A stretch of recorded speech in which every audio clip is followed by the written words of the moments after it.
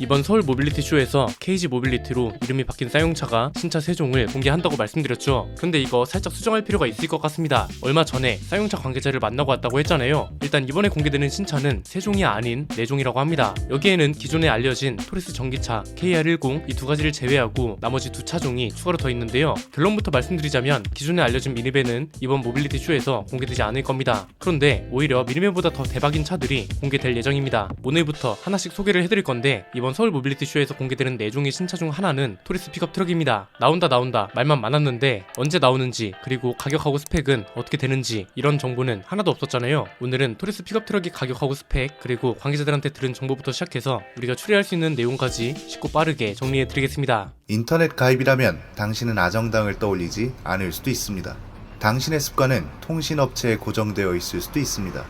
모르면 놓치는 당연한 권리, 인터넷 정수기만 사용해도 받을 수 있는 지원금 77만원, 인터넷 가입은 아정당입니다. 기존까지 알려진 대로라면 이번 서울 모빌리티 쇼에 등장 예정이던 신차는 3종이죠. 토리스 전기차, EVX, KR10, 미니밴 이렇게인데 알고 보니까 이 차들이 아니더라고요. KG 모빌리티가 공개할 전략 신차는 3종이 아닌 4종입니다. 토리스 전기차, EVX, KR10, 오늘 소개할 토리스 픽업 트럭 그리고 곧 다음 영상으로 소개해드릴 또 다른 전략 신차 하나인데 일단 미니밴은 아닙니다. 렉선이랑 렉스턴 스포츠 페이스리프트도 올해 안에 출시될 예정이긴 한데 얘네도 아닙니다. 생각지도 못한 신차거든요. 곧 공개할 예정이니까 많은 관심 가져주셨으면 하고요. 4차종 중에 3번째는 토리스 픽업 트럭이라고 합니다. 사실 좀 놀랍지 않나요? 토리스 전기차도 나올 가능성이 희박하다는 평가가 있었을 정도잖아요. 지금 상황에선 신차를 개발하기가 굉장히 힘든 게 사실이고 당연히 신차가 연이어 나오기도 쉽지 않은 상황임에도 불구하고 토리스가 출시된 지 1년도 안 된 시기에 모터쇼에서만 전략차종 4종을 공개한다고 하니까 새삼 놀랍더라고요. 일단 오늘은 핵심 내용만 다뤄보려 합니다. 관계자한테 들은 내용과 제가 예상하는 내용 이렇게 나눠서 봐야 하는데요. 첫 번째는 스펙이 좀 의외입니다. 토리스 픽업 트럭이 좀 걱정됐던 이유가 화물차로 분류되지 못하면 어쩌나 하는 거였잖아요. 쌍용차 관계자에 따르면 토리스 픽업 트럭은 완벽하게 화물차로 분류된다고 합니다. 야 이건 진짜 잘했다고 봅니다. 현대차도 픽업 트럭을 만들었잖아요. 더 정확한 표현으로는 SUV와 픽업 트럭의 크로스오버 모델인데 산타크루즈는 미국에서도 픽업 트럭으로 분류되지 않고 국내에서도 화물차로 분류되지 않습니다. 우리나라 국토 용어 해설에서 법률상 화물 자동차의 정의를 보면 화물 자동차는 화물을 운송하기에 적합한 화물 적재 공간을 갖추고 화물 적재 공간에 총 적재 화물의 무게 그러니까 운전자를 제외하고 사람이 모두 탑승했을 때의 무게보다 실을 수 있는 화물의 무게가 더 많은 자동차를 화물차라고 부르거든요. 여기서 중요한 게 화물 적재 공간의 면적입니다. 짐칸 면적이라고 보시면 되는데 국토부가 정하는 바에 따르면 1톤 트럭급의 소형 화물차는 화물칸 바닥 면적이 최소 2제곱미터 이상이 되어야 화물차로 분류될 수 있다고 합니다. 그런데 산타크루즈는 이걸 충족하지 못해서 화물차로 분류되지 못한 거고요. 토리스 픽업 트럭이 화물차로 분류된다는 말은 화물 적재 공간 바닥 면적이 2제곱미터 이상이란 거죠. SUV인 토리스를 기반으로 만든 픽업 트럭입니다. 그래서 산타크루즈처럼 화물차로 분류되기 어렵다는 의견이 지배적일 때가 한때 있었습니다.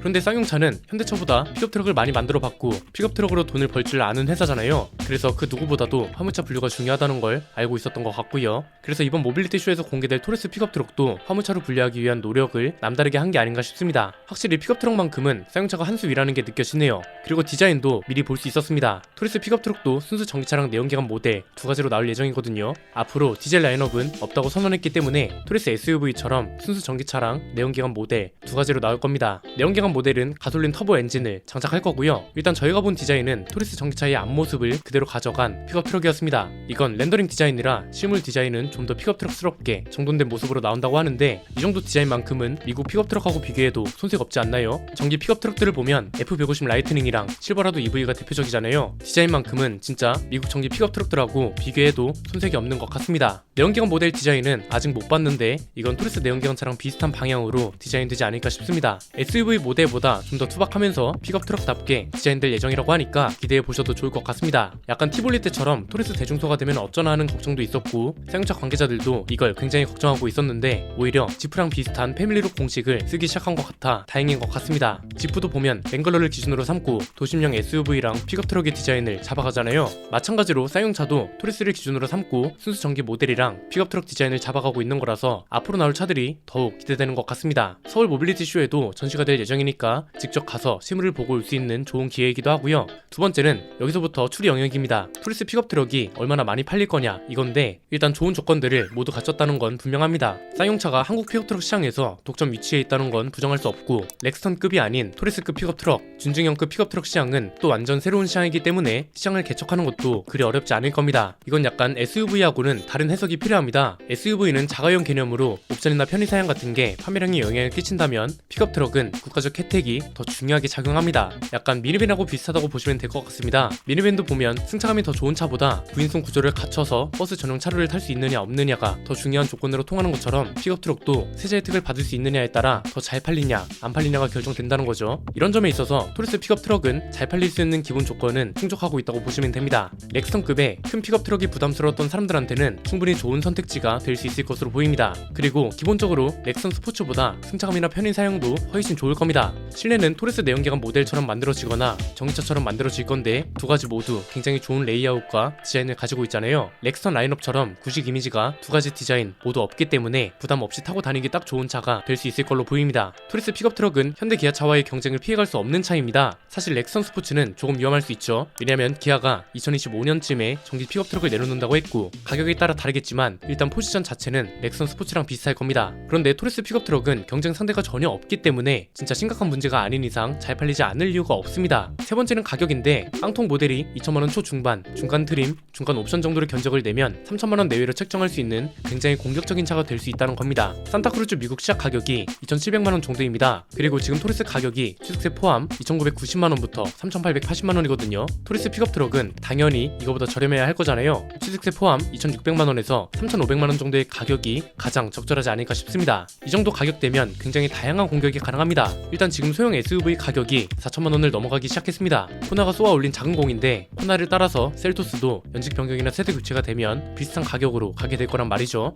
이렇게 되면 현대차 그룹과의 가격 경쟁에서는 당연히 우위고요. 쉐보레 같은 차들하고도 가격 경쟁이 충분히 가능합니다. 이번에 나온 트랙스 가격이 진짜 대박이잖아요. 아무리 소형 SUV라도 2천만원 초반대에 시작하는 가격은 진짜 작정하지 않고는 나올 수 없는 가격입니다. 토레스는 트랙스보다 윗급입니다. 그래서 취득세 포함 2,600에서 3,500만원이라는 가격이 딱 적절한 가격대라고 볼 수 있고 무엇보다 픽업트럭 가격대는 SUV와는 다르게 시작 가격이 더 중요하다고 봐야 합니다. SUV는 편의 장비 같은 게 중요하고 깡통으로 타는 사람이 거의 없기 때문에 중간 이상의 옵션과 트림 가격이 중요한 차라고 볼 수 있고 픽업트럭은 강원도 산골 같은 시골 지역에서 혹은 레저 활동을 즐기기 위해서 마니아층 사이의 깡통 모델 수요도 꽤 탄탄하단 말이죠. 좀 더 쉽게 말하면 가격대에 따라 수요층이 결정되는 굉장히 민감한 차종이라는 겁니다. 만약에 토레스 SUV 모델하고 가격대를 비슷하게 가져간다? 이렇게 되면 지금 잘 팔리고 있는 토레스를 공격하는 꼴만 되는 겁니다. 토레스 픽업트럭은 SUV 모델의 수요를 건들지 않아야 한다. 이 생각으로 가격을 책정하면 답은 굉장히 쉽게 떨어진다고 봅니다. 픽업트럭이기 때문에 SUV 모델보다 저렴한 2천만원 초중반대의 가격부터 시작할 가능성이 높습니다. 이렇게 되면 일단 평소에는 부담 없이 짐도 싣고 다니면서 필요할 때는 가족들을 위한 SUV처럼 활용할 수도 있는 차, 이런 차를 원하는 소비자들을 겨냥할 수 있는 건 당연하고요. 가격대가 상대적으로 부담스럽지 않잖아요. 지금 2천만원대 자동차 시장이 사실상 무너지고 있다고 보거든요. 이렇게 되면 소형 SUV로 가려던 사회 초년생 같은 수요층도 토레스 픽업트럭 쪽으로 넘어오기 충분하다고 봅니다. 잘 팔릴 수 있는 조건을 모두 갖춘 차라 기대가 되는 것 같은데요. 디자인은 뭐 말할 것도 없고 세제 혜택을 받지 못하지는 않을까 하는 걱정도 확실하게 잡았고 가격도 저렴하게 나올 수밖에 없는 차이기 때문에 요즘 들어 가격을 올리기 시작한 제조사들 입장에선 충분히 긴장감을 줄 수 있는 차가 될 것 같습니다. 토레스 출시 초기에 쌍용차 디자인 담당 이강 상무가 토레스 픽업트럭을 기대해도 좋다고 했잖아요. 이 말이 이제 좀 와닿는 것 같습니다. 이 당시 인터뷰를 보면 토레스 픽업트럭을 기대해달라는 말뿐만 아니라 시장이 원하는 제품을 만들 거고 토레스가 그 시작이라고 했거든요. 최근에 쌍용차가 발표하고 있는 내용들을 보면 특히나 소통을 중요하게 생각하고 이걸 회사에서도 중요한 마케팅 포인트로 가져가기 시작했습니다. 단순히 마케팅으로만 소모하는 게 아니라 실제 피드백을 주면서 마케팅이 같이 이루어지다 보니까 굉장히 좋은 시너지를 보여주고 있습니다. 이 시너지가 신차한테도 그대로 적용되고 있으니 사람들이 기대를 하지 않을 이유가 없는 거죠. 아마 기존에 예정되어 있던 출시 시기대로 신차가 공개될 것으로 보입니다. 이번에 서울 모빌리티 쇼에 공개되는 게 토레스 전기차 말고는 다들 콘셉트카입니다. 콘셉트카 거의 그대로 양산 모델이 나올 예정이라 사실상 양산 모델을 미리 본다고 생각하시면 될 것 같습니다. 토레스 전기차도 모두의 예상보다 빨리 나왔고 나머지 차종들도 공개 자체가 굉장히 빠르다고 봅니다. 이전 쌍용차한테는 전혀 기대할 수 없었던 속도죠. 사실 토레스랑 KR10은 시작에 불과하다고 봅니다. 4종 중에 3종을 소개해드렸고 이제 남은 건 하나죠. 미리 말씀드리자면 이 차가 진짜 대박입니다. 지금까지 언급도 잘 안 됐던 차고 토레스 전기차 이상으로 큰 변화가 있는 차이기 때문에 기대하셔도 좋을 것 같습니다. 다음 영상에서 소개를 해드릴 건데 하나만 미리 말씀드리자면 이게 사실 다음에 공개할 차종하고 연관이 큰지는 모르겠습니다. 지난번 좌담회 때 연구원분들이 저희한테 그런 질문을 하시더라고요. 2.0 가솔린 엔진을 어떻게 활용하면 좋겠냐는 내용이랑 비슷했는데요. 이 엔진이 KR10에 들어갈 수도 있고 렉스턴급 라인업에 들어갈 수도 있고 큰 힘을 요구하는 픽업 트럭 라인업 아니면 진짜 미니밴 같은 차들에도 들어갈 수 있는 거잖아요. 뭐 어떤 차종에 해당되는 건지는 아직 모르겠지만 어쨌든 이런 질문이 나왔었고요. 다음에 공개할 차종뿐만 아니라 지금 사용차가 연구 개발을 구상 중이거나 이미 연구 개발에 들어간 차들을 보면 영업이익 흑자 전환 이건 아무것도 아니라고 봅니다. 현대차 그룹을 제외한 국산차 브랜드 중에서 아마 가장 빠른 영업이익 성장률을 보일 수 있지 않을까 이렇게 전망하고 싶네요. 오늘 내용은 여기까지입니다. 내용이 유익하셨다면 구독과 좋아요 알림 설정 부탁드립니다. 지금까지 저는 안피디였습니다. 감사합니다.